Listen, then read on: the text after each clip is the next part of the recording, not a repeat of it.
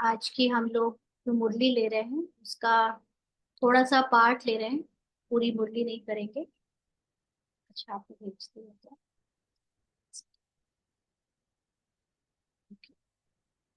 Just हाँ जी। आज की मुरली है ये 18 मई 1969 की।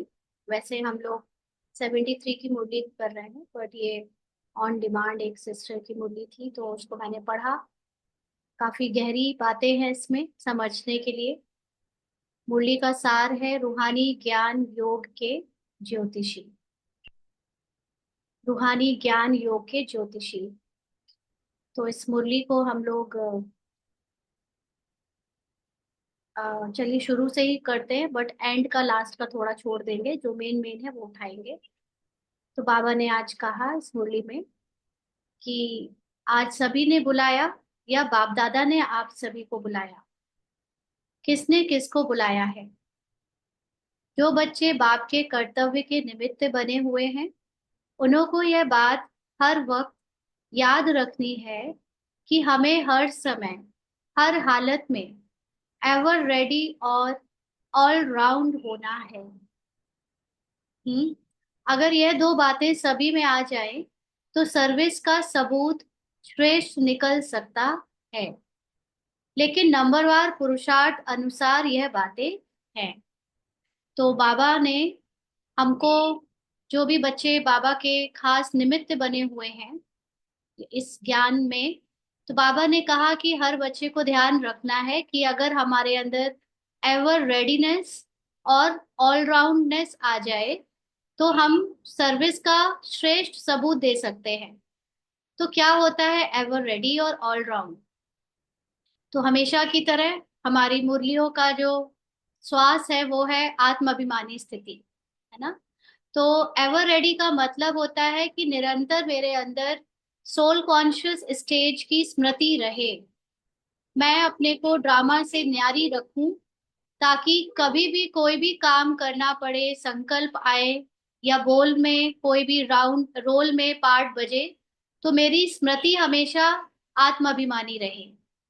और जब एवर रेडी का मतलब हमेशा तैयार, किस बात के लिए तैयार? अपने सत्य में टिकने के लिए तैयार। और ऑलराउंड का मतलब होता है कि एक आत्मा जिसके अंदर पूरे 84 जन्मों का पार्ट नूंद है, फिक्स्ड है, भरा हुआ है, रिकॉर्डेड है, वो आत्मा जब अपने ये हद के रोल से न्यारी हो जाती है। क्योंकि अभी हमारा इस एक जन्म में जो भी पार्ट हमको मिला है उसमें व्यवहार में, संकल्पों में, विशेषताओं में लिमिटेशन है। अभी हम कंप्लीट नहीं बने हैं। नहीं बने हैं का मतलब रोल के अकॉर्डिंग जो भी लिमिटेशन है केवल उतना ही इमर्ज्ड है। बाकी सब कुछ हमारे 84 जन्मों का पार्ट उसमें मर्ज्ड है, जिसमें से हमारे देवी देवता वाला जो पार्ट है वो भी मर्ज्ड है। तो जब मैं आत्माभिमानी स्थिति में स्थित होकर साक्षी हो जाती हूँ, माना ड्रामा से बाहर बैठकर पूरे ड्रामा को साक्षी होकर देखती हूँ, तो मेरे अंदर पूरे 84 जन्मों का ऑलराउंड पार्ट मुझे स्मृति में इमर्ज्ड रहता है, क्योंकि वो सारा पार्ट मेरे ही अंदर है। तो ऐसी स्थिति में हमको एवर रेडी और ऑलराउंड कहा जाएगा। और जो ऐसी स्थिति में स्थित होकर सेवाएं करेगा, या अपने आप ही उससे सेवा होती है, उसकी उस स्थिति में स्थित होने से ही सेवा होती है, सर्विस होती है, तो उससे सबूत श्रेष्ठ निकल सकता है। क्योंकि अभी जो सेवा और हम कुछ किसी के लिए कुछ भी करते हैं वो स्थूल में ज्यादा करते हैं, स्थिति से कम करते हैं। तो लेकिन नंबरवार पुरुषार्थ अनुसार बाबा ने कहा ये भी ड्रामा में फिक्स्ड है कि सबका पार्ट जो स्मृति का है वो अभी ऐसा नहीं है। नंबरवार पुरुषार्थ अनुसार ये बातें सब में अलग अलग हैं। आप निमित्त हुए बच्चों को यह स्लोगन याद रखना चाहिए कि हम जो कर्म करेंगे, मुझे देख और सभी करेंगे। अगर मैं देह के अभिमान में रहती हूँ, देह के भान में पहचान बनाकर रहती हूँ, तो और भी वैसे ही रहेंगे। उसका, मेरी स्थिति का प्रभाव दूसरों पर डायरेक्टली पड़ता है। हम्म। तो जैसा मैं सोचूंगी, जैसी मैं स्मृति रखूंगी, वैसे और भी स्मृति रखेंगे। अगर मैं ड्रामा में डूबकर लालच, अहंकार, क्रोध, ये सब अपना सच समझूंगी, तो दूसरे लोग जो ज्ञान में नहीं है, वो भी उनके अंदर इनडायरेक्टली बिना हमारे जाने वही रोल, वही पार्ट इमर्ज होगा। और अगर हम न्यारे न्यारे होकर रहेंगे, हम ड्रामा के रोल से डिटैच होकर अपनी आत्मा के सत्य में रहेंगे, तो औरों को भी हमारे बिना जाने वैराग्य आएगा। औरों के अंदर भी संकल्प ऐसे उठेंगे जैसे उनको भी इस संसार में कोई लगाव नहीं रह गया है। तो हमें हमेशा, हम जो बच्चे निमित्त बने हुए हैं बाबा के, हमेशा ये याद रखना चाहिए कि जो कर्म हम करेंगे, मुझे देख और सभी करेंगे। तो जो कर्म की बात नहीं है, जिस स्थिति से हम कर्म करेंगे, वो स्थिति स्थिति दूसरों की भी बनेगी। मुख्य बात, अब स्थिति पे हम पहुंच चुके हैं, है ना। कर्म तो चलिए ठीक है, लेकिन कई बार सिर्फ कर्म कॉपी करने से स्थिति चेंज नहीं होती, क्योंकि हमारे अंदर भी हमने ऊपर से कर्म तो अच्छे कर करके दिखाए, लेकिन स्थिति को रोल कॉन्शियस से सोल कॉन्शियस में चेंज नहीं किया, इसलिए वो दूसरों में भी नहीं दिखता है। दूसरे लोग भी हमारी तरह रोल को कॉपी करके हमारे जैसा अहंकारी बन जाते हैं। माना, जैसे एक एग्जाम्पल देती हूँ, ये बहुत रियल एग्जाम्पल है जो इसने ऑब्जर्व किया है, कि हम लोग अभी सेवाओं में देखते हैं, ब्राह्मण जीवन के यज्ञ में जो सेवाएं होती हैं, उसमें अनेक नए नए समर्पित हो रहे हैं, अनेक भाई बहन जुड़ रहे हैं।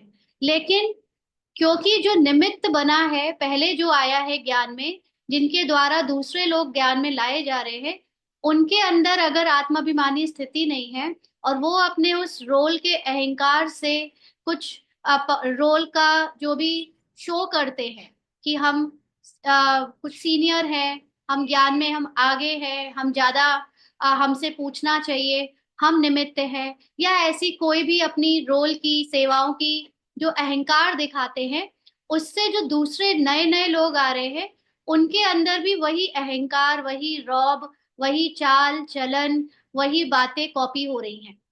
सेवा सब कर रहे हैं, नो डाउट, लेकिन जो आत्माभिमानी स्थिति से दूसरों को प्रभाव पड़ना चाहिए, और जितना निर्माण होना चाहिए, निरअहंकारी होना चाहिए, जितना दूसरों को भी हमारे कर्मों के अंदर बाबा दिखना चाहिए, वो कम है। और जो देह भान की बातें हैं, वो लोग ज्यादा जल्दी कॉपी कर रहे हैं। तो ऐसे ही जो हम सब बाबा के बच्चे निमित्त हैं, चाहे वो लौकिक में है, लौकिक गृह गृहस्थी वाला पार्ट प्ले कर रहे हैं, चाहे वो अलौकिक सेवाओं में जाते हैं, हमें खास ध्यान रखना है कि हम जिस स्थिति से सेवा करेंगे, हमारे बाद आने वाले लोग, या जो नहीं भी यज्ञ में है, बाहर भी है, उनकी भी वही स्थिति बनेगी। एक आज मुझे इसका अनुभव भी हुआ। आज ये छत पे जब धूप ले रही थी, तो वहां पर पड़ोस में ही जो लोग रहते हैं हमारे पड़ोसी, उसमें एक जिनको हम लोग यहाँ भाभी कहते हैं, उन मतलब रोल में भाभी एज इट, तो वो आज अचानक से बात करने लगी बहुत दिनों बाद, क्योंकि जनरली योग युक्त रहती है तो कोई इससे बात ज्यादा करता नहीं है, बट आज उन्होंने जब बात करी, तो बातों बातों में उन्होंने बड़ी वैराग्य की बातें करी, कि लोग आजकल घर बना रहे हैं, ये कर रहे हैं, वो कर रहे हैं, इस सब में कुछ नहीं रखा, मतलब बहुत वैरागी बातें चल रही थी।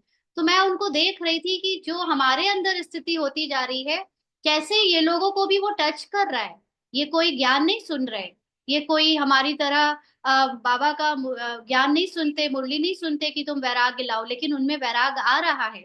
कहाँ से आ रहा है, किसने पढ़ाया, किसने सिखाया? तो कहीं ना कहीं पे हम सब जो अपने अंदर स्मृति में, स्थिति में लाते जा रहे हैं, उसका रिफ्लेक्शन ही तो है ये पूरा संसार। चारों तरफ लोगों में वही भावना क्यों हो रही है? क्योंकि हमारे अंदर वो हो रहा है। तो हमें दूसरों को बदलने के लिए भाषण देने की जरूरत नहीं है। इसलिए बाबा कहता है, आप लोग जो सेवा भाषण देके करते हो, उससे कई गुना ज्यादा सेवा हो जाती है आपकी स्थिति से। अगर आप अपनी स्थिति और स्मृति में बेहद के वैरागी बन जाओ, तो आपको भाषण भी ना करना पड़े और पूरा संसार बदल जाए। लेकिन क्योंकि हमारे में से बहुत कम लोगों की बेहद के वैराग्य की स्थिति है, इसलिए हमें बाहर की सुनाने वाली, भाषण करने वाली सेवा ज्यादा करनी पड़ती है। राइट। तो बाबा ने हमें आधार बनाया है, हमारा जैसा अंदर परिवर्तन होगा, दूसरों की स्मृति और दूसरों का जो फीलिंग है, उनकी भी कामनाएं हैं, वो हमारे जैसी चेंज होने लगेंगी। बाबा ने कहा था आप वायुमंडल बनाओगे, एग्जैक्टली ना। तो हमें पता नहीं चलता कि हमारी स्थिति से कितनों की सेवा हो रही है। तो बाबा ने कहा तो स्टेज पर एक्ट करने वाले का अपने ऊपर कितना ध्यान रहता है। हाँ, ये क्या है, यहाँ पर हम सब लोग एक स्टेज में हैं। हमें हमेशा अपने आप को स्टेज में समझना चाहिए कि हमें लोग देख रहे हैं, है ना। एक होता है अपने आप से रिहर्सल, ऊपर की एक दो लाइनें छूट गई हैं, वो पढ़ रहे हैं पहले, कि जैसे ड्रामा के स्टेज पर सभी के सामने हम पार्ट बजा रहे हैं। एक होता है अपने आप से रिहर्सल, एक होता है स्टेज पर सभी के सामने पार्ट बजाना। तो स्टेज पर एक्ट करने वाले का अपने ऊपर कितना ध्यान रहता है, एक एक एक्ट पर हर समय अटेंशन रहता है, हाथों पर, पाँव पर, आंखों पर, सभी पर ध्यान रहता है। अगर कोई भी बात नीचे ऊपर होती है तो एक्टर के एक्ट में शोभा नहीं देती। तो ऐसे अपने को समझकर चलना है। ये बात as it is explanation already explained है ना, ये समझ में आ गई होगी। अभी इसको एक एग्जाम्पल से समझते हैं, महाभारत के ही। उसमें दिखाया गया है कि जब जो श्री कृष्ण के उसमें सारथी दिखाए उद्धव, उन्होंने जब श्री कृष्ण छोड़कर जा रहे थे हस्तिनापुर वापस अपने जहाँ के वो थे, जहाँ के थे भूल गए कहाँ के थे, हाँ जहाँ के भी थे वो वापस जा रहे थे। तो उद्धव सबसे विदाई ले रहे थे। हाँ, तो सबसे विदाई लेते लेते लास्ट में जो उनका सारथी था और मित्र भी था उद्धव, उससे पूछा कि तुम बताओ तुम्हें क्या चाहिए। तो उद्धव ने कहा मुझे कुछ नहीं चाहिए, बट मुझे आपसे कुछ क्वेश्चंस पूछते हैं जिनका आंसर मुझे आप देंगे तो बहुत अच्छा रहेगा। तो उन्होंने पूछा पूछो। तो उद्धव ने कहा कि आपने पूरे महाभारत या गीता में जितने उपदेश दिए हैं वो आपके कर्मों में नहीं दिखता। आपने आ, तो उसने पूछा ऐसा क्यों। तो उद्धव ने कहा कि आपको क्या लगता है एक अच्छे मित्र की निशानी क्या है, एक अच्छे मित्र को क्या करना चाहिए।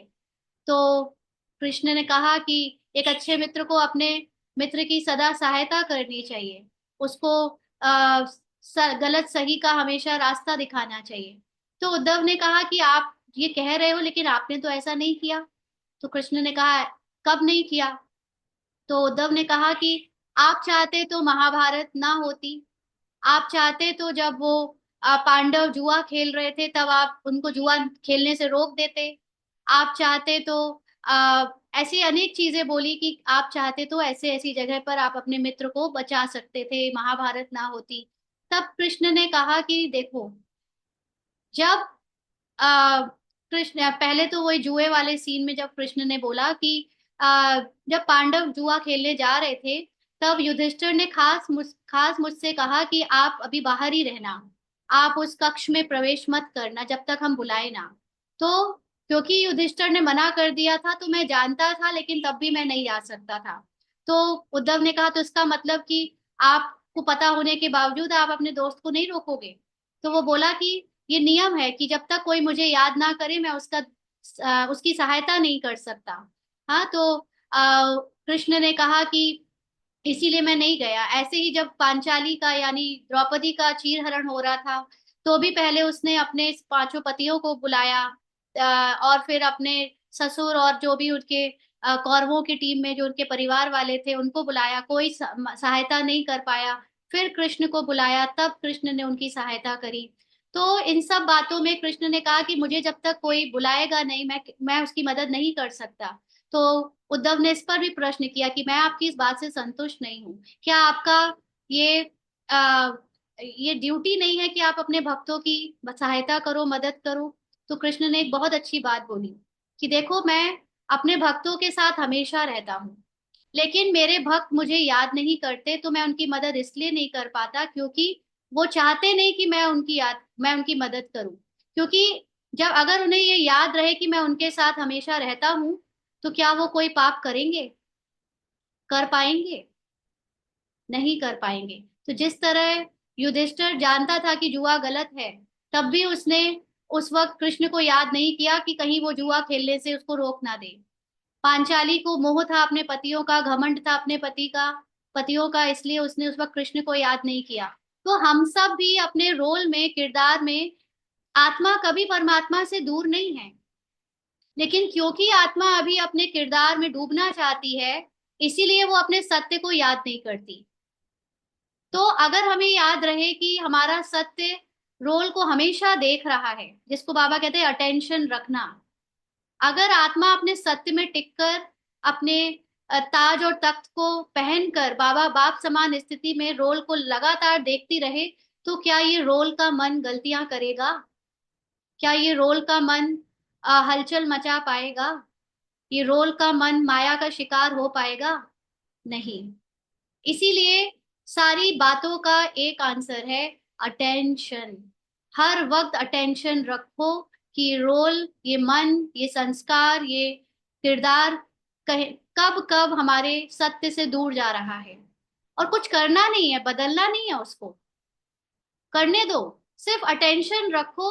अटेंशन रखने से जो ये माया मन है वो अपने आप अटेंटिव हो जाता है कि मुझ पे आंख रखी जा रही है, मुझे देखा जा रहा है, भगवान मुझे देख रहा है, या कह लो मेरा सत्य मुझे देख रहा है। तो अपने आप उससे वो काम होंगे ही नहीं। धीरे धीरे, जैसे सपोज मेरे किरदार में मैं क्रोध कर रही हूँ, जब तक मुझे ये पता है कि मेरा क्रोध कोई देख नहीं रहा, कोई मतलब देखते तो है, हमें पता होता है कि सब लोग देख रहे हैं, लेकिन जो मेरा सत्य है, शांति, वो जब तक मुझे पता है, मुझे पता ही नहीं उसके बारे में, तो ये क्रोध लगातार पार्ट में चले जा रहा है। लेकिन जैसे ही मुझे पता चल गया कि मेरा सत्य मेरी शांति है और वो शांति मुझे लगातार देख रही है, तो मुझे जो क्रोध आ रहा था वो क्रोध एकदम धीरे धीरे स्टॉप हो जाएगा। अभी कल परसों की बात है, कोई बात में मैं बर्तन लगा रही थी और कोई चीज थी गोल गोल, वो बार बार लुढ़के जा रही थी, लुढ़के जा रही थी, तो उसको बहुत तेज गुस्सा आया, अचानक अंदर लगा कि उठा के फेंक दूं। और जैसे ही आया, पता नहीं इसके अंदर से आया, और आत्मा ने तुरंत ऑब्जर्व किया क्रोध, वो शांत हो गया, उसने नहीं फेंका।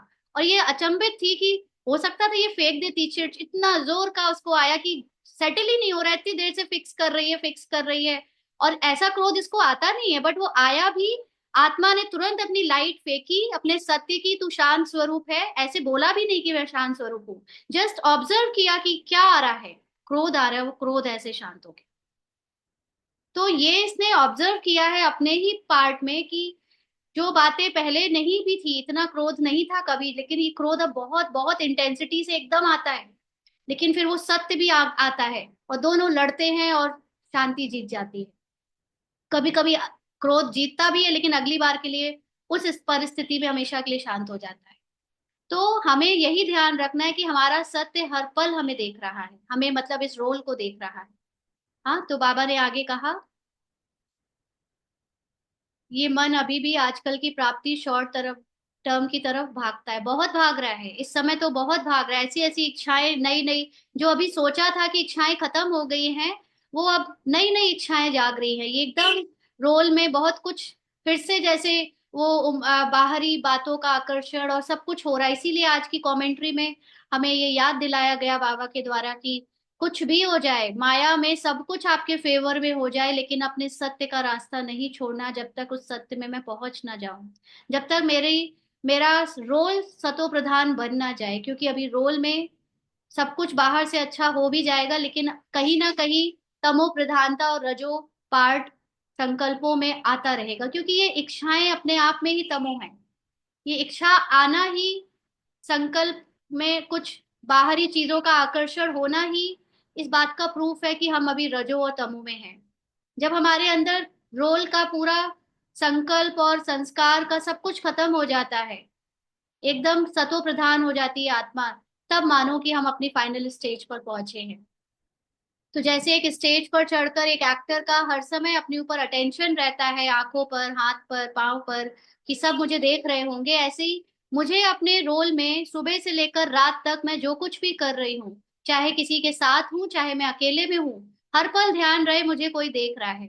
और मुझे संसार देख रहा है इस बात की नहीं, मुझे मेरा सत्य देख रहा है, मेरे सत्य की लाइट देख रही है। और मेरे सत्य की लाइट है मेरी शांति, मेरी पवित्रता, मेरा आनंद, मेरा ज्ञान, ये मेरा सत्य है। और ये क्रोध, ये चिड़चिड़ाहट, ये अहंकार, ये इच्छाएं, ये लालच, ये मोह, ये काम वासना, ये सब झूठ है। तो अगर इसको पता चलता रहेगा मन को कि सत्य बार बार इसको देखे जा रहा है, तो ये करेगा ही चंचलता, नहीं कर पाएगा, धीरे धीरे इसका चंचलता खत्म होने लगेगी। तो बाबा ने कहा कि 3 मिनट का रिकॉर्ड जब भरते हैं तो कितना ध्यान देते हैं। आप सभी भी अपने 21 जन्मों का रिकॉर्ड भर रहे हो, तो भरते समय बहुत ध्यान रखना है। रिकॉर्ड में जरा भी नीचे ऊपर हो जाता है तो वह रिकॉर्ड हमेशा के लिए रद्दी हो जाता है। तुम्हारा भी 21 जन्मों के लिए सतयुगी राजधानी का जो रिकॉर्ड भरता है तो वह रद्द ना हो जाए। रद्द हुआ तो फिर दूर हो जाते हैं। तो यह सोचना चाहिए, हमारे हर कर्म के ऊपर सभी की आंख है। तो जब यहाँ पर बाबा ये बातें कह रहा है तो ये रोल से कह रहा है। अभी हम लोग रोल से बियॉन्ड आत्मा का पुरुषार्थ कर रहे हैं। हम साक्षी दृष्टा का पुरुषार्थ कर रहे हैं। अब हम ये बाबा के जाल में नहीं फंसने वाले कि हमारा रिकॉर्ड भर रहा है और हमें दुनिया देख रही है। हमें दुनिया नहीं, हमें हमारा सत्य देख रहा है। जो साक्षी दृष्टा की सीट पर बैठा हुआ सत्य है वो देख रहा है। हम उस लर्निंग के साथ पुरुषार्थ करेंगे, है ना। तो इसलिए बाबा ने कहा कि जो रिकॉर्ड है, अब यहाँ तो बाबा ने कहा है कि रिकॉर्ड अभी भर रहा है, तो 21 जन्मों तक वो भरा हुआ रिकॉर्ड चलेगा, ऐसे भरो। लेकिन हम याद रखें कि बना बनाया रिकॉर्ड बज रहा है। मैं आत्मा साक्षी होकर केवल ये देख रही हूँ कि जो रिकॉर्डेड है वो मेरा सत्य नहीं है।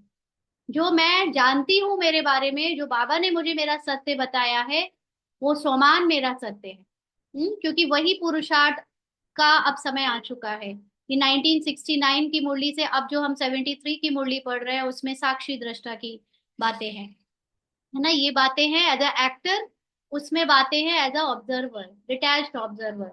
तो क्योंकि ये पहले की मुरली है तो उसको हम उस तरह की अंडरस्टैंडिंग के साथ समझेंगे। तो बाबा कहते हैं एक्टर जब देखते हैं, हमको सभी देख रहे हैं तो खास अटेंशन रहता है। कोई देखने वाला नहीं होता है तो अलबेलापन रहता है।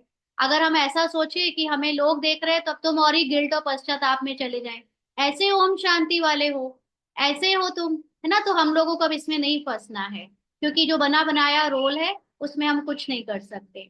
हमें तो अब खुद ही को, खुद के रोल को देखने वाला पुरुषार्थ करना है। बाहर कोई नहीं है, बाहर संसार में कोई नहीं है, सिर्फ मैं हूँ। और सिर्फ मैं हीरो हूँ, मुझे ही अपने पार्ट को देखना है और मुझे किसी से कोई मतलब नहीं है। तो बाबा कहते तो हमेशा समझना चाहिए, हम भले अकेलेपन में कुछ करते तो भी सृष्टि के सामने हैं। इस बात में गहराई है। हम भले अकेलेपन में कुछ करते तो भी सृष्टि के सामने है, माना हम अपने अंदर अकेलेपन में जो सोचते हैं, बोलते हैं, करते हैं, उसी का रिफ्लेक्शन ये संसार है। सीधे सीधे उसकी वाइब्रेशंस पूरे संसार में फैलती हैं। तो हम ये ना सोचे कि हम जो गुपचुप होकर सोच रहे हैं वो किसी को पता नहीं चलेगा। हम जो लालच कर रहे हैं वो कहीं किसी को दिखेगा नहीं, चुपचाप ही तो किया। तुरंत दूसरों को लालच आना शुरू हो जाएगा। तुरंत दूसरों के अंदर विकार जाग जाएंगे। अगर मेरे अंदर विकारों का चिंतन चलने लगेगा, जिसको मैंने अगर सत्य मान लिया कि ये विकार मेरे सत्य हैं, मुझ में आ रहे हैं, तो दूसरों को भी लगेगा ये उनमें है, वो भी उस विकार से ग्रसित हो जाएंगे। इसलिए मुझे अपने सत्य को जगाए रखना है। अब अज्ञानता की नींद में सोना नहीं है। तो सारी सृष्टि की आत्माएं चारों ओर से हमें देख रही हैं। देख रही हैं का मतलब, हम्म क्वांटम फिजिक्स में थर्ड लॉ है जिसमें कहते हैं एक दूसरे से दो जगह पर अगर दो उसके फोटॉन्स है तो एक में जो परिवर्तन होता है वो दूसरों में होता है। ये हमारी कहानी है, ये आत्मा की कहानी है। अगर एक जगह पर आत्मा में कुछ परिवर्तन होता है तो उसका प्रकाश, उसका वाइब्रेशन दुनिया की सब आत्माओं पे पड़ता है। तो हमें इसलिए समझना है कि दुनिया की सभी आत्माएं चारों ओर हमें देख रही हैं, क्योंकि संसार का परिवर्तन सबके ऊपर नहीं, सिर्फ मेरे ऊपर निर्भर करता है। सबके ऊपर कह देने से हम अपना पुरुषार्थ ढीला कर देते हैं। कोई नहीं है हमारे सिवा पुरुषार्थी, सिर्फ मैं हूँ। सिर्फ मुझे बदलना है, क्योंकि मेरे बदलने से मेरी सृष्टि बदलेगी। तो बाबा ने कहा अगर एक एक फूल ऐसा संपूर्ण और सुंदर हो जाए तो इस बगीचे की खुशबू कितनी फैल जाती। लेकिन क्यों नहीं फैलती, उसका कारण क्या। बाबा ने कहा खुशबू के साथ साथ कहाँ कहाँ बीच में और बात भी आ जाती है। भले खुशबू कितनी हो, लेकिन खुशबू से भी जल्दी फैलने वाली बदबू होती है। जो जरा सी बात सारी खुशबू को समाप्त कर देती है। माना आत्मा की ओरिजिनल जो विशेषता है, गुण है, उसकी खुशबू चारों तरफ फैलने वाली है। लेकिन जब हम रोल को देख लेते हैं, रोल के बारे में सोचने लगते हैं, उसको सत्य मानकर अपनी सत्य स्मृति को भुला देते हैं, तो जो रोल की बदबू है वो ज्यादा फैल जाती है, और जो आत्मा की खुशबू है वो रह जाती है। तो अविनाशी खुशबू जिसको सदा गुलाब कहते हैं, आत्मा की सत्य स्थिति है उसकी अविनाशी, अविनाशी खुशबू। हम्म। तो उसको कहते हैं सदा गुलाब। एक होता है सदा गुलाब जो सदा रहे अपनी आत्मिक स्मृति में, सदा अपने सत्य में टिके। दूसरा होता है गुलाब, और तीसरा होता है रूहे गुलाब। हम्म। तीन तरह के गुलाब बताए बाबा ने। तो पहला नंबर है रूहे गुलाब। वह रूह की स्थिति में रहता है और रूहानी रूह में के हमेशा नजदीक है। माना जो हमेशा आत्माभिमानी स्थिति में स्थित है और सदा अपने को बाप समान स्थिति में रखता है, वो है रूहे गुलाब। हम्म। ऐसे है रूहे गुलाब। और दूसरी क्वालिटी जो है वह फिर सर्विस में बहुत अच्छे रहते हैं, बाकी रूहानी स्थिति में कमी है। माना स्थूल सेवा, भाषण करने की सेवा, ज्ञान की सेवा, या कोई भी और भी तरह की सेवा, एज अ ब्राह्मण, एज अ बीके, बहुत अच्छे हैं। यहाँ तक कि लौकिक में गृहस्थी वाले बाकी सारे काम में बहुत परफेक्ट है, नौकरी में अच्छा है, पैसा कमाने में अच्छे हैं, व्यवहार में अच्छे हैं, लेकिन आत्मा की स्मृति नहीं रहती, आत्मा की स्थिति में नहीं टिकते, तो उनकी रूहानी स्थिति में कमी है। तो बाबा ने कहा सर्विस में, धारणा में अच्छे हैं, संस्कार शीतल हैं। जो दूसरी तरह के गुलाब हैं, बाबा ने कहा वो बाकी क्वालिटी है उनके अंदर, कर्मों में अच्छा अच्छा सब ध्यान देकर करते हैं, सबके साथ प्यार से चलते हैं, लेकिन अपने आत्मा की स्मृति में नहीं रहते। खुद अपने को क्या समझते हो, पूछ रहे हैं बाबा। किस नंबर का फूल समझते हो? कांटे तो यहाँ भी हो ना सके। माना अब ठीक है कि बाबा के बच्चे बने हैं तो हम फिर दुनिया वालों की तरह कांटे तो नहीं होंगे, लेकिन बाबा ने कहीं कहीं कहा है कि बाबा के बच्चों में भी कांटे हैं। हाँ, क्योंकि देह भान में होना मतलब कांटे होना। तो है तो सभी गुलाब, क्योंकि हर किसी का यहाँ पे जन्म आत्मा के ज्ञान से ही तो हुआ है। ब्राह्मण बने हैं तो कोर्स किया होगा, कोर्स के पहले दिन हम आत्मा है ये सबको पता है। तो ये इसलिए गुलाब तो सभी है, लेकिन गुलाब में भी फर्क है। जो रूहे गुलाब होंगे उनकी निशानी क्या होगी, बाबा ने पूछा। यानी जो सदा निरंतर आत्माभिमानी स्थिति में स्थित रहते होंगे, उनकी निशानी क्या होगी? आप लोगों को मस्तक की रेखा परखना आती है? हम्म। जैसे ज्योतिषी होते हैं तो मस्तक देखकर जान जाते हैं ना किसी का भाग्य। आप लोगों को मस्तक की रेखा देखकर परखना आती है, पूछ रहे हैं बाबा। ज्योतिषी बने हो या नहीं? बाप दादा जो ज्ञान और योग की ज्योतिषी दिखाते हैं, उनसे क्या देखते हो? ज्योतिषी का मतलब है किसी के भाग्य को जान लेना। जो आत्माभिमानी स्थिति में होगा, वो किसी के रोल के भाग्य को देखेगा या आत्मा के सत्य को देखेगा? हम्म। तो आत्मा के सत्य को देखना ही उसका भाग्य देखना है, क्योंकि हर आत्मा है ही पद्मा पदम भाग्यशाली, अगर वो आत्माभिमानी है तो। लेकिन हमारे मूल रूप में हर आत्मा के पास सारे गुण, सारी शक्तियां हैं ही। तो जो खुद इस आत्माभिमानी स्थिति में स्थित होगा, माना रूहे गुलाब होगा, वो सभी को सबकी आत्मा की स्थिति से ही देखेगा, रोल से नहीं देखेगा। जिसको बाबा ने कहा कि वो ज्योतिषी होगा, जैसे वो हर एक के भाग्य को जानता होगा।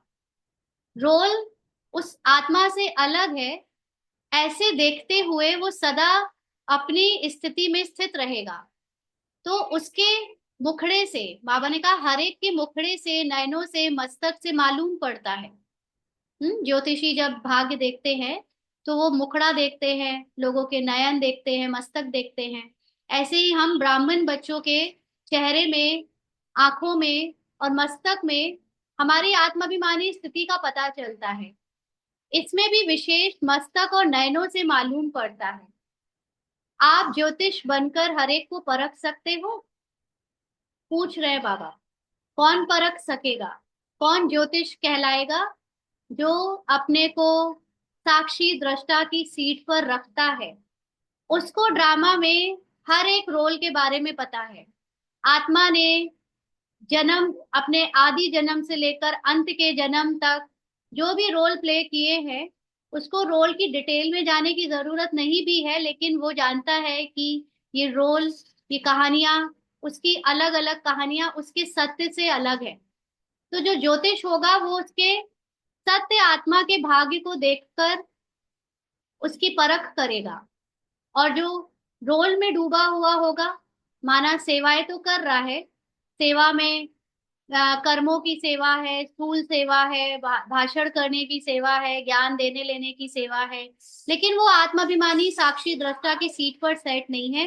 इसीलिए वो दूसरों के भी रोल को देख रहा है, उनके सत्य को नहीं देख रहा है।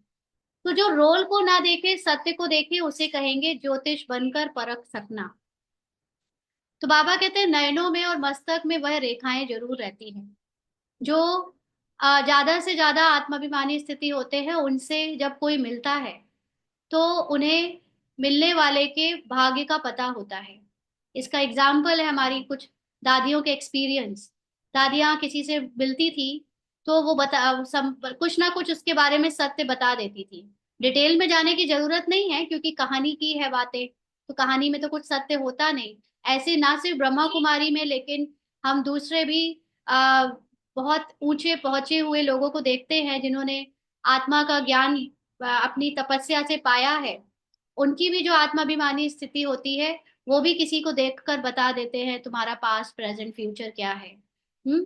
तो यहाँ पर बाबा हमको ये साधारण रूप में, जो हमने कोई पढ़ाई नहीं करी ज्योतिषी की, हम लोगों ने कोई ऐसी सिद्धि के लिए तपस्या नहीं करी, लेकिन हमने आत्माभिमानी स्थिति में स्थित होकर, साक्षी दृष्टा की स्थिति में स्थित होकर औरों को परखना सीखा है, क्योंकि उस स्थिति में ऑटोमेटिकली वो शक्ति आ जाती है।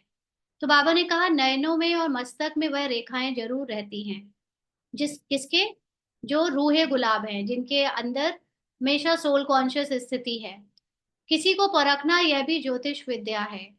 तो यह जो विद्या है परखने की, यह कईयों में कम है। हम्म। बहुत सारे ब्रह्मा कुमारी ब्राह्मण्स परखने की शक्ति में कमजोर हैं। क्यों? क्योंकि आत्माभिमानी स्थिति नहीं है। तो ज्ञान और योग सीखते हैं, लेकिन यह परखने की ज्योतिष विद्या भी जाननी है। कोई भी व्यक्ति सामने आए तो आप लोगों को तो एक सेकंड में उनके तीनों कालों को परख लेना चाहिए। एक तो पास्ट में उनकी लाइफ क्या थी, और वर्तमान समय उनकी वृत्ति दृष्टि, और भविष्य में कहाँ तक यह अपनी प्रारब्ध बना सकते हैं। हम्म। तो ये बाबा ने जो बात बोली है कि जो सोल कॉन्शियस होगा, जिसके अंदर शरीर का न्यारापन होगा, कहानी का न्यारापन होगा, वो उस हाईएस्ट पीक पे बैठकर ज्योतिष की जैसे दृष्टि होती है ना, कि वो जिस जिस जिनसे मिलते हैं उसके बारे में सब कुछ जानते हैं। तो आत्माभिमानी स्थिति भी वो ऊंची स्थिति है जहां पर बैठकर हमें दूसरी आत्माओं के रोल के बारे में टचिंग होती है। दूसरे आत्माओं के पास्ट में कैसी लाइफ रही, प्रेजेंट में क्या चल रहा है उसकी लाइफ में, और भविष्य में उसका क्या होगा, ये सारी चीजें उसकी टच अपने आप होती हैं। हाँ, इसके बारे में कोई सिद्धि लेने की जरूरत नहीं होती, अपने आप ही उस स्थिति में हमें वाइब्रेशन द्वारा सब कुछ दिखना शुरू हो जाता है।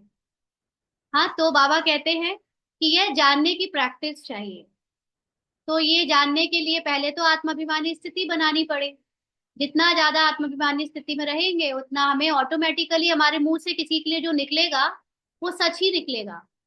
हाँ, जैसे कई बार ऐसे कोर्स करने के लिए कोई आता है और आपके द्वारा जब बाबा उसकी कोई बात निकलवा देता है, आपका ऐसा ऐसा प्रॉब्लम है ना, तो वो कहता है आपको कैसे पता? तो जो आत्माभिमानी होता है वो जान जाता है। जान क्या जाता है, एक्चुअली वो जानने की कोशिश नहीं करता। ड्रामा अनुसार उसके मुख से या उसके एंटीने में ऐसी बातें टच होती हैं, जो उसके मुख से जो निकलता है वही उसका सच होता है, और वो मानने लगता है कि हाँ आपने सही कहा। हम्म। तो बाबा कहते हैं यह जानने की प्रैक्टिस चाहिए। यह परखने की जो नॉलेज है वह बहुत कम है। यह कमी अभी भरनी चाहिए, ब्राह्मणों को अभी ये कमी भरनी चाहिए। इसका मतलब ये नहीं कि जाके किसी से ज्योतिष विद्या सीखने लगे, हाँ, नहीं, लेकिन अपनी आत्माभिमानी स्थिति को बढ़ाना चाहिए। वर्तमान समय जो आने वाला है उसमें अगर यह गुण नहीं होगा, कमी होगी, तो धोखे में आ जाएंगे। कई ऐसी आत्माएं आपके सामने आएंगी जो अंदर एक और बाहर से दूसरी होंगी, परीक्षा के लिए आएंगी, क्योंकि कई समझते हैं कि यह सिर्फ रटे हुए हैं।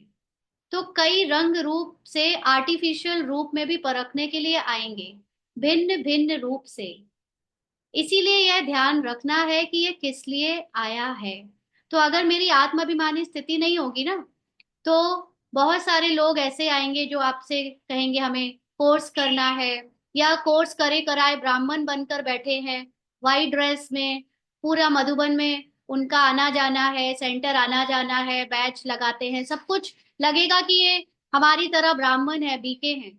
लेकिन जो उनकी वृत्ति है वो हर समय आपके टेस्ट लेने के लिए होती है। मतलब वो, उनको अपने पुरुषार्थ से कोई मतलब नहीं है।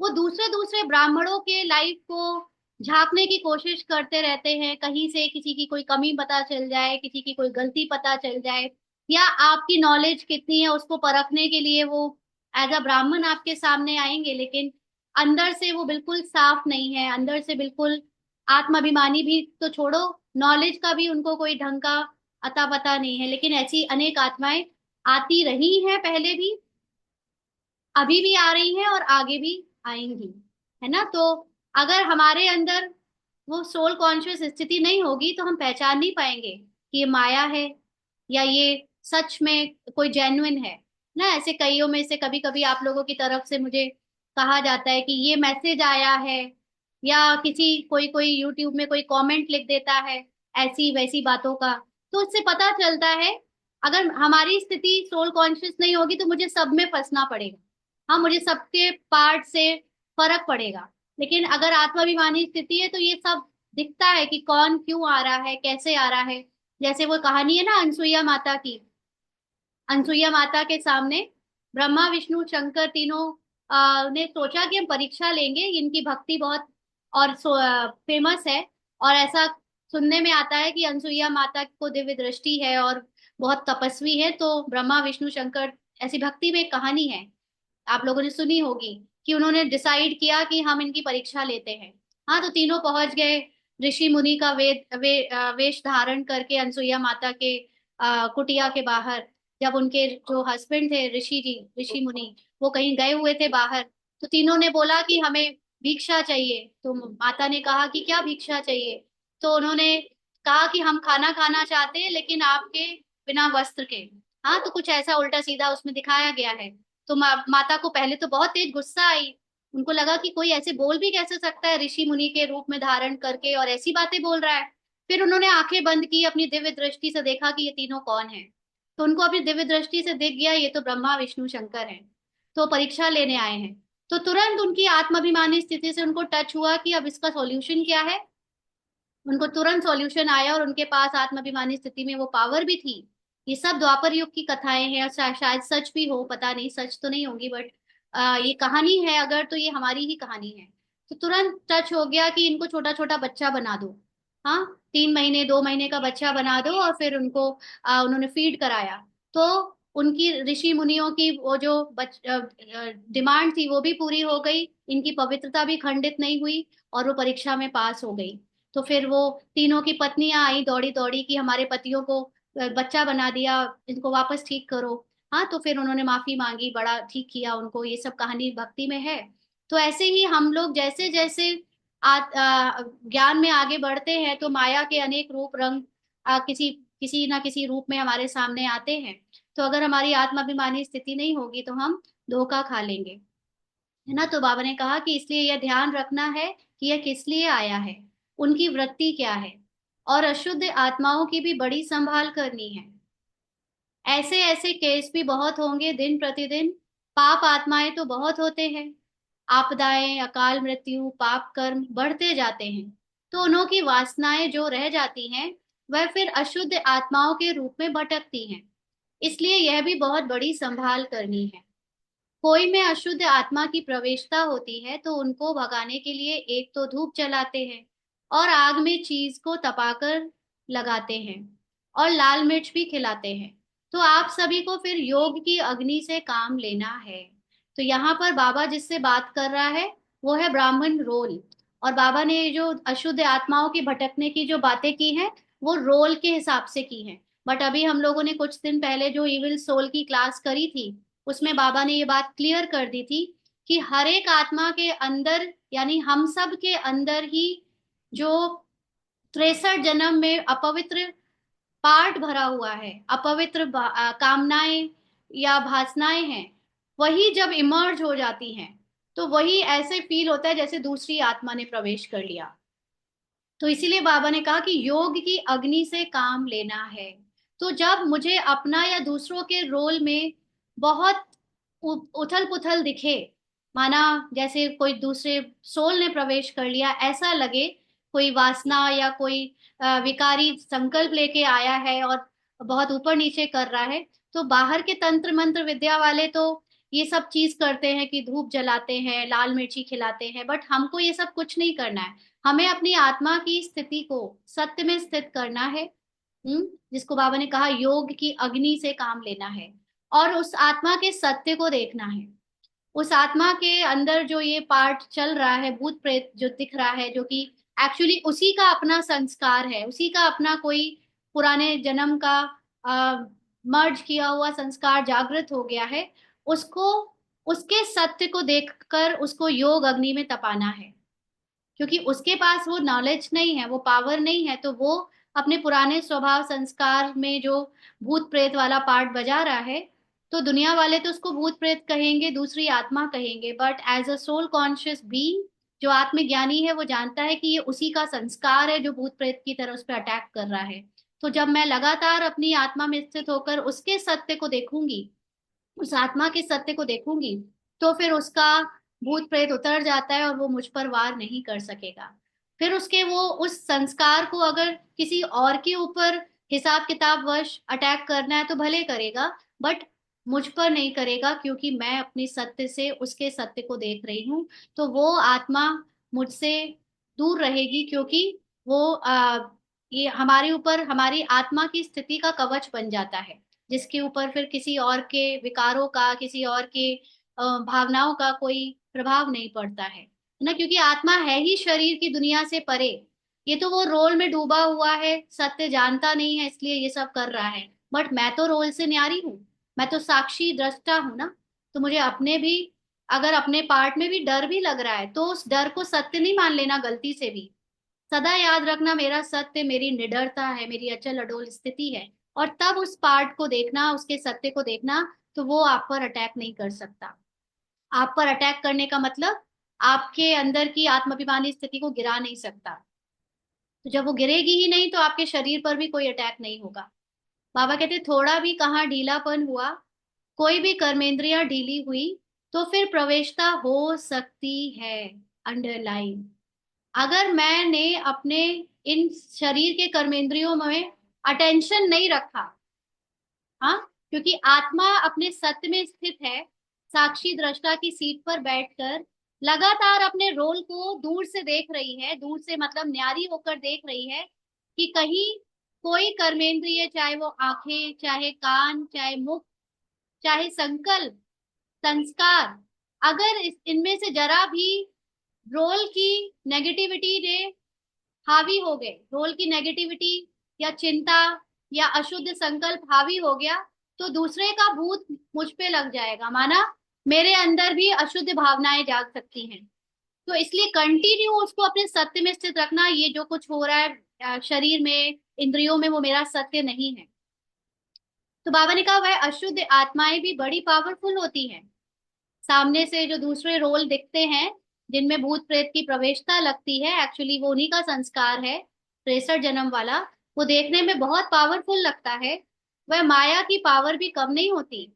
माया भी पूरी कोशिश करती है कि हमारे अंदर डर समा जाए, हमारे अंदर उनकी नेगेटिविटी समा जाए, हमारे संकल्पों का हिस्सा बन जाए। तो यह बहुत ध्यान रखना है। और कोई प्राकृतिक आपदाएं भी अपना कर्तव्य करेंगी, तो ये प्राकृतिक आपदाएं, हम जब पुरुषार्थ सिर्फ अपने लिए कर रहे हैं और मेरा पूरा ध्यान मेरे अंदर है, तो मेरे अंदर है प्राकृतिक आपदाएं, है ना। सारा भूकंप, जितना भी तूफान, साइक्लोन या कुछ भी, वो सब कुछ कहाँ हो रहा है, मेरे अंदर हो रहा है।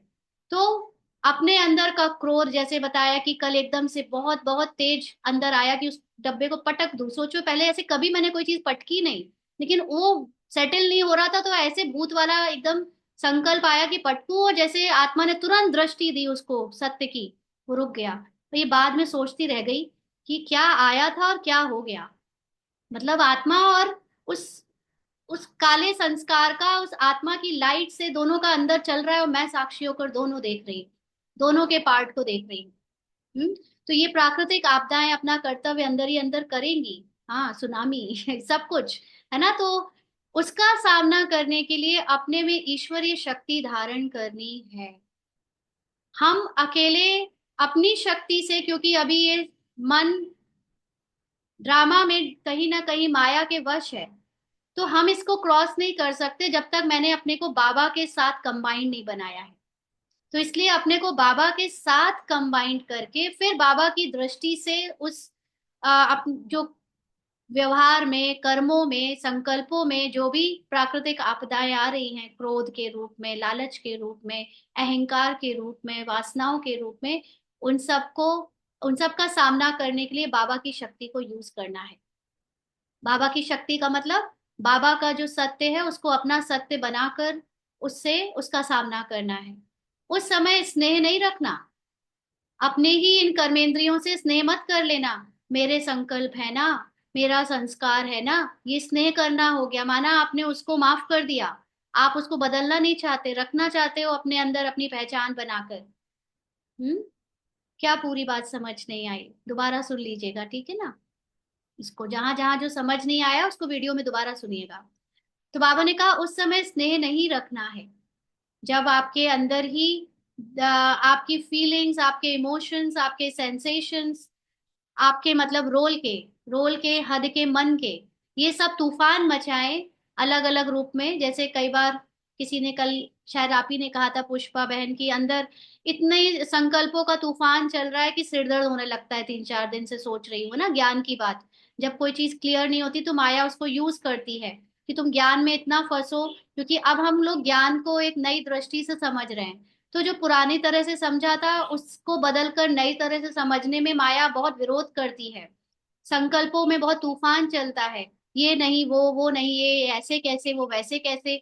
तो हमको हमारे सत्य की, साइलेंस की स्थिति में टिकने नहीं देती, और सारे आंसर साइलेंस की स्थिति में अपने आप आते हैं। लेकिन वो साइलेंस की स्थिति की जगह माया अलग अलग तरह के संकल्पों का तूफान लाती है। तो उस समय जब ऐसे तूफान अंदर ही अंदर चले, महाभारत चले जब अंदर, तो उस समय स्नेह नहीं रखना उनसे कि उनको चलने देना, होने दो, मेरे है ना। बाबा कहते हैं उस समय शक्ति रूप की आवश्यकता है। किस समय स्नेह मूर्त और किस समय शक्ति रूप बनना है, यह भी सोचना है। माना मुझे अपने ही रोल में कब इजी रहना है और कब उसका विरोध करना है। माना अंदर चल रहे संकल्पों को किस हद तक चलने देना है, और कब आत्मा की शक्ति रूप में स्थित होकर उसको लाइट देनी है, उसको समाप्त करना है, उसको साइलेंस की स्थिति से सदा के लिए मर्ज करना है। ये दोनों चीजें हमें अंदर ही अंदर सोचते रहना है। उनमें स्नेह, कब स्नेह रखना है, कब नहीं रखना है ना, कहाँ तक इजी रहना है, कहाँ पे उसको उसके अगेंस्ट फिर कुछ एक्शन लेना है। तो इन सभी बातों में शक्ति रूप की आवश्यकता है। अगर कोई ऐसा आया और उनको ज्यादा स्नेह दिखाया तो कहीं नुकसान भी हो सकता है।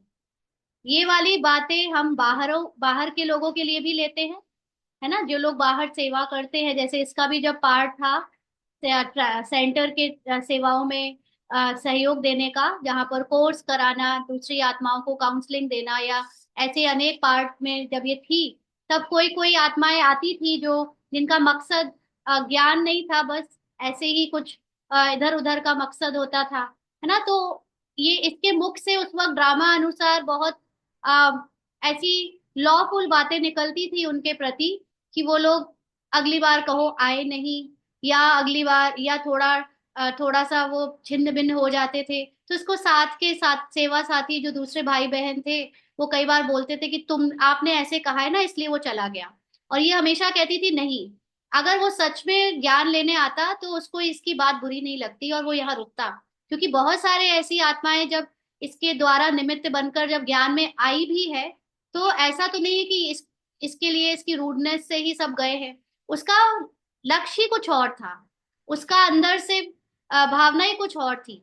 और इसीलिए जब इसने शक्ति रूप से सामना किया तो वो भाग गई, है ना। तो ऐसे हम लोग कई बार ऐसे कुछ आत्माओं के लिए अपने अंदर ऐसे दोष ले आते हैं कि वो मेरे शायद मैंने उसको अच्छे से हैंडल नहीं कर पाया इसलिए चला गया। लेकिन नहीं, बाबा कहते हैं आपको हमेशा परखने की शक्ति यूज करनी है, कौन सी आत्मा को क्या चाहिए। वो सच में ज्ञान लेने आया है, मेडिटेशन सीखने आया है, या उसका कुछ और ही पर्सपेक्टिव है कि वो कुछ और सोच रहा है। तो ये जिस जो परख लेता है वो फिर कहाँ स्नेही बनना है, कहाँ शक्ति रूप बनना है, ये डिसाइड कर पाता है। तो बाबा कहते हैं इन सभी बातों में शक्ति रूप की आवश्यकता है। अगर कोई ऐसा आया और उनको ज्यादा स्नेह दिखाया तो कहीं नुकसान भी हो सकता है। तो ये बात बाहर की सेवाओं के लिए भी है। अब तो इसकी बाहर की सेवाओं का पार्ट नहीं है, अभी तो ये अंदर की सेवा की पार्ट है, यानी अपने अंदर। और आप लोग जो ले रहे होगे वो अपने आप ले रहे हो, इसमें ये कुछ कर नहीं सकती क्योंकि हमारा कुछ वन टू वन ऐसे है नहीं, है ना। तो मेन ये देखती है कि इसके अंदर जो चलता है वो बाकी सब में चलता है। तो अगर अपने अंदर कोई आपदाएं आ रही हैं, उल्टी सीधी प्राकृतिक जिसको कहें कि हमारे नेचुरल 63 जन्म के नेचर में जो संस्कार बन गया है, उसका जब इस अटैक होता है तो उन बातों में शक्ति रूप बन जाना, उनमें स्नेह मत दिखाना अपने संस्कारों के ऊपर। हाँ, कि उसको डिफेंड करने लगते हैं ना अपने संस्कारों को कई बार कि नहीं वो तो कभी कभी ऐसे होता है, ऐसे हूं नहीं मैं, लेकिन वो कभी कभी होता है। तो ये क्या किया हमने, उसको स्नेह दिखाया। बल्कि हमें उसको खत्म करना है, कैसे? अपने सत्य से। ये मेरा सत्य है ही नहीं, उसमें लाइट फेंकनी है अपने सत्य की। तो स्नेह बाप दादा और दैवी परिवार से करना है। स्नेह किससे करना है? अपने बाबा से, अपने हाईएस्ट सेल्फ से, हाईएस्ट कॉन्शियसनेस से, बाप दादा से, और दैवी परिवार से। दैवी परिवार का मतलब जो आत्माएं हमारे साथ दिव्यता से रह रही है ना, वो दैवी परिवार के साथ, यानी दिव्य ज्ञान ले रही हैं, दिव्य बनने का ज्ञान ले रही हैं। बाकी सभी से शक्ति रूप से सामना करना है ना। चाहे वो बाहर के अननोन लोग हैं, चाहे वो ज्ञान में भी कुछ लोग ऐसे हैं जो जिसको बाबा कांटे कहता है, और चाहे वो हमारे अंदर के ही पुराने स्वभाव संस्कार है जो नेगेटिव हैं। तो कई बच्चे गफलत करते हैं जो उन्होंने स्नेह में आ जाते हैं, क्योंकि हमको सिखाया गया कि हमें सबके साथ प्यार में रहना है ना। और हम उनके प्यार की भाषा को ये नहीं जानते कि वो गलत दृष्टि से आया है, और हम उसको स्नेह समझकर उनको प्यार देने लगते हैं। तो वह स्नेह वृद्धि होकर कमजोर कर देता है, कहीं मोह बन जाएगा, कहीं उसके प्रति आकर्षण बन जाएगा। इसीलिए अब शक्ति रूप की आवश्यकता है। ये भाई ये जो कुमार कुमारियां होती है उनके साथ भी ऐसे प्रॉब्लम बहुत आते होंगे ना। तो बाबा कहते हैं अंतिम नारा भी भारत माता शक्ति अवतार का गायन है। गोपी माता थोड़ी कहते हैं, बाबा ने साफ साफ कहा है कि ये प्यार दुलार करने वाला पार्ट आपका ज्यादा दिन चल नहीं सकता। भले ब्रह्मा कुमारी का प्यार, ब्रह्मा कुमारी की सहनशीलता फेमस है, लेकिन हमें अब अपने आप को शक्ति रूप में ही दिखाकर बाबा को प्रत्यक्ष करना है। क्योंकि शक्ति रूप का गायन जो दुर्गा, काली और बाकी देवियों के नाम से है, वो हमारी परख करने की शक्ति, गलत को गलत कहने की शक्ति पे है। तो गोपी माना कि हर बात में हाँ जी ठीक है, डर गए, रुक गए, वो अब पार्ट का टाइम नहीं रहा। बाबा कहते अब शक्ति रूप का पार्ट है। हाँ, तो ये स्थूल सेवाओं की बात है, लेकिन हम सूक्ष्म में देखें तो शक्ति रूप का पार्ट का मतलब हमारी कंप्लीट सोल कॉन्शियस स्टेज। जब हम आत्मा अपने सोल कॉन्शियस स्टेज में स्थित होते हैं तो ऑटोमेटिकली सेवा होती है, करनी नहीं पड़ती। हम्म। तो गोपिकाओं का रूप साकार में था, देखो बाबा ने साफ साफ कहा है कि जब साकार में ब्रह्मा बाबा थे तो जो भी दादियां वगैरह थे उस समय वो प्यार के प्रतीक थे, स्नेह के प्रतीक थे। और उस समय सब ब्रह्मा बाबा को अपने से बहुत ऊंचा समझकर, अपने को कमजोर समझकर पुरुषार्थ में हमेशा उस तरह से करते रहे कि मुझे ऐसा बनना है। करना है। लेकिन हमारा शक्ति रूप का मतलब अब जो है वो ये, मैं हूं ही ऑलरेडी शक्तिशाली, मैं हूं ही आत्माभिमानी। मतलब आत्माभिमानी तो नहीं, बट आत्मा हूं। आत्माभिमानी तो बनाना है अपने को याद दिलाकर। तो हमेशा अब एक्चुअली शक्ति रूप कह लो या कृष्ण का पार्ट कह लो, कि अब हमें कृष्ण बन के सुदर्शन चलाना है, ना कि गोपिकाओं की तरह अभी भी वियोग और योग में फंसे रहना है।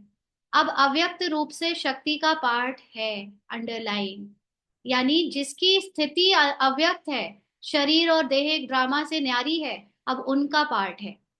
हर एक जब अपने शक्ति रूप में स्थित होंगे तो इतने सभी की शक्ति मिलाकर कमाल कर दिखाएगी। एक संस्था में एक उनका स्थापक जिसने अच्छी तपस्या की होती है, वो इतने लोगों को फॉलोवर बना लेता है, इतने लोगों का के जीवन में समाधान देता है। और यहाँ तो बाबा के घर में एक एक माता, एक एक भाई जब अपनी आत्माभिमानी स्थिति में स्थित हो जाएगा निरंतर, तो उसकी जो शक्ति का पार्ट बजेगा, वो क्या कमाल नहीं करेगा। तो बाबा कहते हैं यादगार रूप में अंतिम चित्र कौन सा दिखाया हुआ है? पहाड़ को उंगली देना। कृष्ण ने पहाड़ को उंगली दी, ये दिखाया है ना। तो उंगली यानी यह शक्ति की देनी है। अब हमको अपने आत्माभिमानी स्टेज की बाबा को उंगली देनी है। पहले हम कहते थे पवित्रता की उंगली देनी है, तो लोगों ने पवित्रता को समझ लिया, बस ब्रह्मचर्य कर लिया, हो गया पवित्रता। नहीं, पवित्रता का मतलब है ड्रामा की हर एक पहचान से खुद को निकाल कर अलग करना। कलयुगी सारे स्वभाव संस्कार 63 जन्म की यादों से खुद को पूरी तरह जीरो कर देना और अपने आत्मा में स्थित हो जाना, इसको कहते हैं उंगली पवित्रता की देना या शक्ति की देना। इससे ही कलयुगी पहाड़ खत्म होगा। इसमें हर एक की उंगली की दरकार है। अभी वह उंगली पूरी रीति नहीं है। बाबा बच्चों से कह रहा है, अभी आपने अपने को आत्माभिमानी स्थिति में टिकाया नहीं है, ये पूरी तरह से सहयोग नहीं दिया है ना। भले ही समर्पित हो गए हैं, भले ही ब्रह्मचर्य कर लिया है, भले ही हम बाकी चीजों में बहुत साफ सफाई स्वच्छता रखते हैं, लेकिन अभी भी पहचाने बनी हुई हैं। अभी भी शरीर और दुनिया से न्यारे नहीं हुए हैं, पूरी तरह आत्माभिमानी नहीं हुए हैं। तो उठाते जरूर हैं, मतलब अभी थोड़ा बहुत उंगली देते हैं, परंतु कोई की कभी सीधी, कोई की कभी टेढ़ी हो जाती है। जब पूरी उंगली होगी तब प्रभाव निकलेगा, है ना। जब पूरी तरह सोल कॉन्शियस होंगे तब ब्रह्मा कुमारी का प्रभाव, अभी भी जो प्रभाव निकल रहा है वो प्रभाव अभी तक आ, उसी चीज का है, शीतला का है। जो ब्रह्मा कुमारियों के द्वारा प्रेम है, जो स्वच्छता है, उसका निकला है। अभी जो शक्ति रूप का है, जैसे हम लोग 63 72 की मुरली में अभी पढ़ा था हम लोगों ने, बाबा कहते हैं अभी भी आपका ज्ञान प्रत्यक्ष नहीं हुआ है। आप एज अ शिव शक्ति प्रत्यक्ष नहीं हुई हो, क्योंकि आत्माभिमानी स्थिति नहीं बनी है। हाँ, हम ही गाते रहते हैं मैं शिव शक्ति, मैं शिव शक्ति, शिव शक्तियां आ गई, लेकिन दूसरे लोग क्यों नहीं कहते कि आप शिव शक्तियां हो? क्यों? क्योंकि अभी तक हमारे में उन्होंने वो शक्ति देखी नहीं है, आत्माभिमानी स्थिति देखी नहीं है।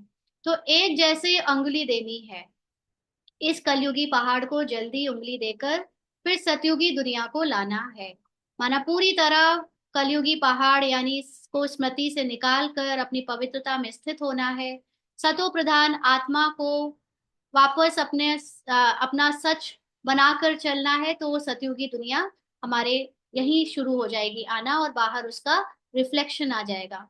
तो साकार के साथ स्नेह है, यानी अगर ब्रह्मा बाबा, क्योंकि 1969 की मई की मुरली है, उस साल बाबा ने शरीर छोड़ा था, तो बाबा ने कहा साकार के साथ स्नेह है तो जल्दी जल्दी इस पुरानी दुनिया से चलने की तैयारी करो। आप कहेंगे अभी सर्विस कहाँ हुई है? बाबा ने कहा, हाँ आप कहोगे कि अभी चले बाबा, तो अभी तो सर्विस कहाँ हुई है। लेकिन सर्विस भी किसके लिए रुकी है? बाकी लोग जो साइड सीन के एक्टर हैं, सेवा उनकी नहीं होनी है, सेवा तो हमारी अपनी होनी है।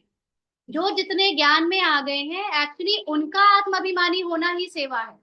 बाकी तो जो देखने में आ रहा है, इतने बड़े बड़े डायलॉग, सेमिनार, प्रोग्राम, ये सब तो टाइम पास हो रहा है। जो बने बनाए ब्रह्मा कुमारी हैं, अगर वो आत्माभिमानी नहीं बन पाए तो फिर सेवा उन्हीं के कारण रुकी हुई है। तो अगर आप हर एक शक्ति रूप में स्थित हो जाओ, तो आपके जो भूले भटके भक्त हैं, ना चाहते भी चुंबक के आगे आ जाएंगे, देरी नहीं लगेगी।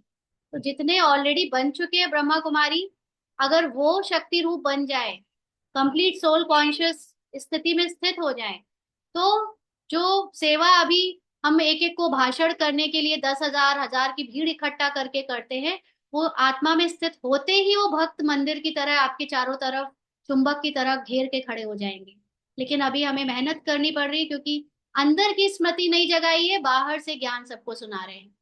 तो जब हमारी स्मृति उसमें स्थित हो जाएगी, तो बाहर ज्ञान सुनाने की जरूरत भी नहीं पड़ेगी। जैसे मंदिरों को जरूरत नहीं पड़ती है भक्तों को बुलाने की, वैसे ही हमें भी जरूरत नहीं पड़ेगी भक्तों को या दूसरों को ज्ञान सुनाने की।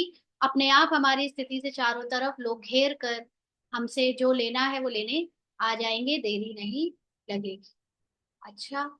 ओम शांति।